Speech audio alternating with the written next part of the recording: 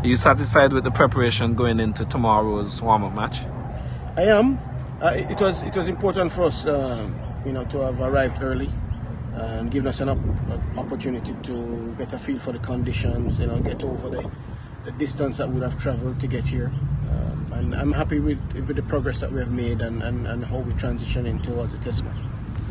And how have the players adjusted playing on obviously bouncier wickets down here in Australia?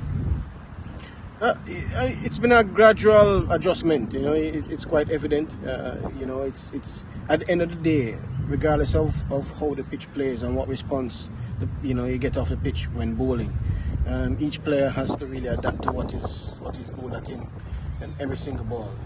So sometimes the pitch has nothing to do with it, as opposed to pretty much just being locked in to what is being bowled at you. And I think we have done that pretty well. We have been playing on merit. Similarly, from a bowling standpoint, just adjusting to the lengths here in terms of what we want to achieve. Our ability to hit specific groupings whenever we want to. I mean, that's been good. And then just getting a feel for how the ball moves around in the atmosphere from a fielding standpoint. We've been able to spend some time on that as well. Quite a few young players in this setup, but a few veterans as well. How has the mix been, and how has the team been gelling together?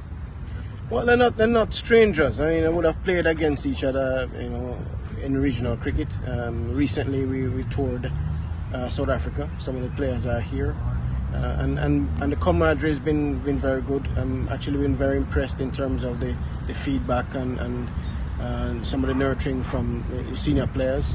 Watching them take leadership. I think Alzari, Kimar has been very good, or have been very good in terms of how they have engaged younger players and giving insights around their experiences.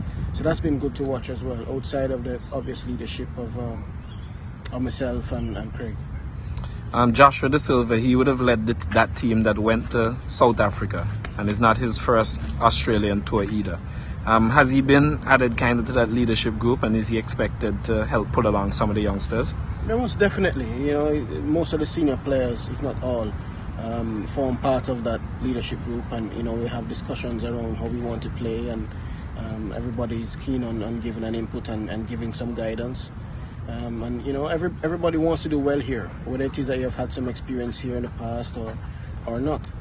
If this is your first trip, so it's been a good experience watching the players just get over the jet lag for one, and then also just get into the work, whatever the work has been on a particular day. Just the focus has been good. As mentioned, 3-day warm-up match against Cricket Australia 11 beginning tomorrow. Ideally, what would you like to get out of that game? Well, when you think about Test cricket, it's really important that you're able to bat a day, to be able to set up the game from a batting standpoint.